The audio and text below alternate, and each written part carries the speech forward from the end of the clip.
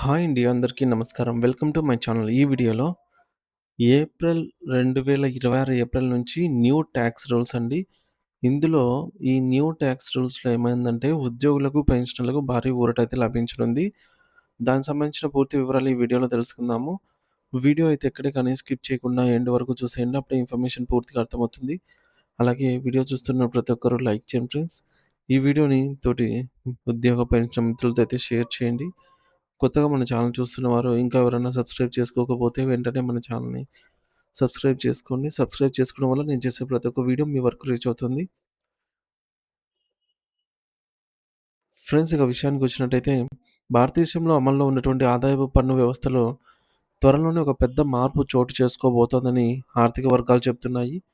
ఈ మార్పులు సాధారణ పన్ను చెల్లింపుదారుల నుంచి పెద్ద పెద్ద వ్యాపార సంస్థల వరకు ప్రతి ఒక్కరిపై ప్రభావం చూపే అవకాశమే ఉంది.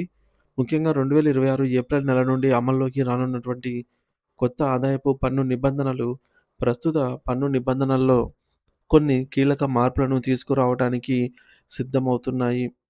సాధారణంగా పన్ను చట్టాలలో మార్పులు జరిగినప్పుడు అవి నేరుగా వ్యక్తుల ఆర్థిక ప్రణాళికపై ప్రభావం చూపుతాయి. అందుకే ఈ కొత్త మార్పుల గురించి ముందుగానే తెలుసుకోవడం చాలా ముఖ్యం. పన్ను ప్రణాళిక ముందుగానే చేస్తే మన ఆదాయాన్ని సరైన విధంగా నిర్వహించుకోవడం సులభమవుతుంది. అందువల్ల ఈ సమాచారం చాలామందికి ఉపయోగపడే అవకాశం ఉన్నందున ఈ వీడియోని అయితే షేర్ చేయండి. ఇక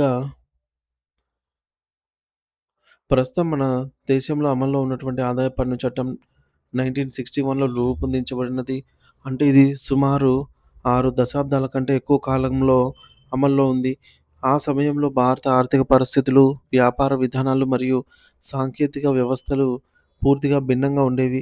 కానీ గత కొన్ని దశాబ్దాలలో దేశ ఆర్థిక వ్యవస్థలో భారీ మార్పులు చోటు చేసుకున్నాయి. డిజిటల్ లావాదేవీలు పెరిగాయి. ఆన్‌లైన్ బ్యాంకింగ్ విస్తరించింది. కొత్త వ్యాపార విధానాలు ఏర్పడ్డాయి. ఈ మార్పులకు అనుగుణంగా పన్ను చట్టాలను కూడా ఆధునీకరించడం అవసరమని ప్రభుత్వం భావించింది. అందుకే పాత చట్టాన్ని పూర్తిగా సవరించి దాని స్థానంలో new income tax rules act 2025 అనే కొత్త చట్టాన్ని తీసుకురావడానికి చర్యలు చేపట్టింది. పాత ఆదాయపు పన్ను చట్టంలో సంవత్సరాలుగా అనేక సవరణలు చేయడం వల్ల అది చాలా సంక్లిష్టంగా మారింది. ఒక సాధారణ పన్ను చెల్లింపుదారుడు ఆ చట్టంలోని నిబంధనలను పూర్తిగా అర్థం చేసుకోవడం చాలా కష్టమయ్యేది. వందలాది సెక్షన్లు, ఉప సెక్షన్లు మరియు ప్రత్యేక నిబంధనలు ఉండటంతో చాలామంది పన్ను నిపుణులు సహాయం తీసుకోవాల్సి వచ్చేది. ఈ సమస్యలన్నిటిని పరిష్కరించడానికి ప్రభుత్వం కొత్త చట్టాన్ని మరింత సరళంగా మరియు మరింత పారదర్శకంగా రూపొందించేందుకు ప్రయత్నిస్తోంది. కొత్త చట్టంలో పన్ను చెల్లింపుదారులకు అర్థమయ్యే విధంగా సులభమైనటువంటి భాషను ఉపయోగించడం మరియు అనవసరమైన అవసరం లేని క్లిష్టమైన నిబంధనలను తొలగించడమే లక్ష్యంగా పెట్టుకున్నారు. ఈ మార్పుల్లో ఒక ముఖ్యమైన అంశం ఏమిటంటే పన్ను నిబంధనల సంఖ్యను గణనీయంగా తగ్గించటం. గతంలో ఆదాయపు పన్ను చట్టంలో సుమారు 399 రకాల క్లిష్టమైన నియమాలుండేవి. ఇవన్నీ పన్ను చెల్లింపుదారులకు గందరగోళాన్ని కలిగించే పరిస్థితి ఉండేది. కొత్త వ్యవస్థలో ఈ నియమాల సంఖ్యను సుమారు 190 వరకు తగ్గించడానికి ప్రభుత్వం ప్రయత్నించింది. మరి దీనివల్ల పన్ను చట్టాలు మరింత స్పష్టంగా మరియు సులభంగా మారతాయి. సాధారణ ఉద్యోగి కూడా ఈ నిబంధనను సులభంగా అర్థం చేసుకునే అవకాశం ఉంటుంది. ఇదే విధంగా ఇప్పటివరకు పన్ను దాఖలు కోసం ఉపయోగిస్తున్నటువంటి ఫామ్‌ల సంఖ్య కూడా చాలా ఎక్కువగా ఉండేది. వివిధ రకాల ఆదాయ వనరులు, వ్యాపార కార్యకలాపాలు మరియు ఇతర పరిస్థితులను బట్టి 51 రకాల ఫామ్‌లు ఉపయోగించాల్సొచ్చేది. ఇది పన్ను చెల్లింపుదారులకు మాత్రమే కాకుండా ఆడిటర్లు మరియు చార్టర్డ్ అకౌంటెంట్లకు కూడా అదనపు పని భారాన్నయితే కలిగించేది.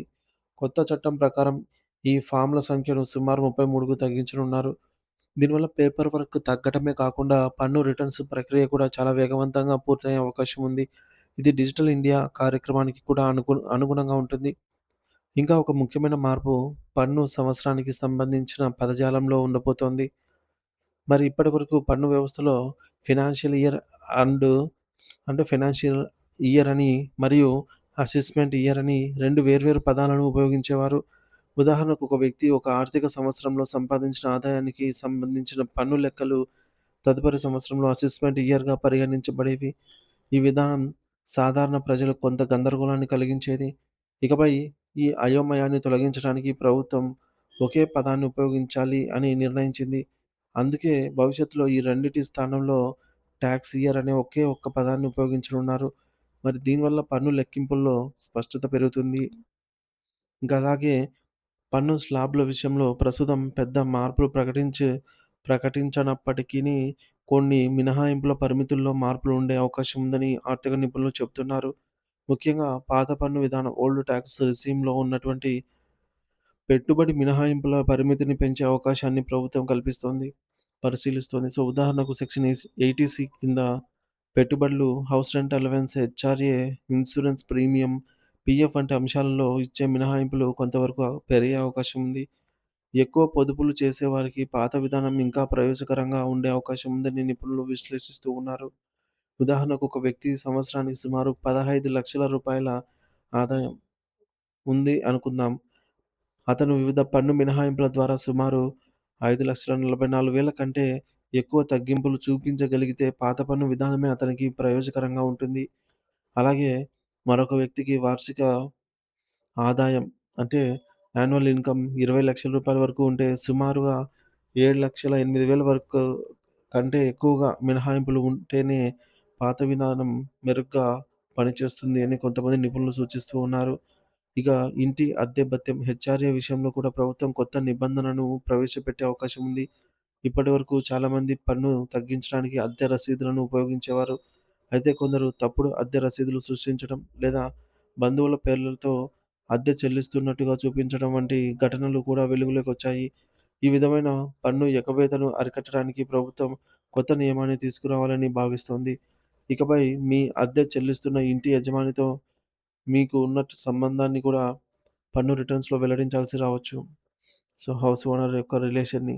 ఇంకా కొన్ని ఆర్థిక లావాదేవీలకు సంబంధించి పరిమితులను కూడా ప్రభుత్వం సవరించవచ్చు. సాధారణంగా పెద్ద మొత్తంలో లావాదేవీలు జరిగితే పాన్ కార్డ్ వివరాలు తప్పనిసరి ఇవ్వాల్సి ఉంటుంది. ఈ పరిమితులను కొన్ని రంగాలలో పెంచడం ద్వారా చిన్న వ్యాపారులు మరియు సాధారణ వినియోగదారులకు కొంత సౌలభ్యం కలిగించాలనే ఉద్దేశ్యం కూడా ఉందని సమాచారం. మొత్తంగా చూస్తే మరి ఈ యొక్క ఈ కొత్త మార్పుల యొక్క ప్రధాన లక్ష్యం పన్ను వ్యవస్థను సరళంగా, పారదర్శకంగా మరియు సాంకేతికంగా మరింత సమర్థవంతంగా మార్చడమే లక్ష్యంగా ఉన్నట్టు తెలుస్తోంది. ఈ మార్పులు అమల్లోకి వచ్చిన తర్వాత పన్ను చెల్లింపుదారులు కొత్త విధానాలకు అనుగుణంగా తమ ఆర్థిక ప్రణాళికలను సవరించుకోవాల్సి ఉంటుంది. పన్ను వ్యవస్థను సులభతరం చేయడం ద్వారా నిజాయితీగా పన్ను చెల్లించే వారికి మరింత సౌలభ్యం కల్పించడం కూడా ఈ మార్పుల లక్ష్యంగా ఉంది. ఈ మార్పులపై ప్రతి పన్ను చెల్లింపుదారుడు అవగాహన కలిగి ఉండటం చాలా అవసరం. ఎందుకంటే సరైన సమాచారం ఉంటేనే మన ఆర్థిక నిర్ణయాలను సమర్థవంతంగా తీసుకోవచ్చు కాబట్టి.